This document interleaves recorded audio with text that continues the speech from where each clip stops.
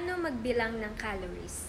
Una, we're not your doctors. Do what works for you. Ito, personal experience lang. Personal experience sharing lang. Magbibilang tayo ng calories, complicated yan eh. Kasi i-compute mo, lalo na kung kumain tayo sa labas, ilan yung calories na in-order mo, total calories niya, and then total calories mo for the day. Ang rule of thumb ko, kung gusto natin magpapayat, lalo na kung acidic tayo, tapos hindi natin kaya mag-fasting, every 2 to 3 hours, kumain tayo, yung total calories natin, yung needs natin para sa araw na to, for the day. Kung calorie surplus to gain weight, mas marami yung kain kaysa sa galaw. Kung gusto mong pumayat, mas konti yung kain, mas maraming galaw. For example, every 2 to 3 hours, 2 whole eggs. Afternoon, 1 apple. Afternoon, tuna and half cup rice. Afternoon, chicken and half cup rice. Yun lang yun. Hindi nyo na kailangan mag-fasting kung acidic tayo. Pero kung kaya mag-fasting, edi good for you, di ba? Do what works for you. Listen to our body. Hindi lahat tayo pare-pareho at hindi lahat ng sinabi na nag-work sa kanya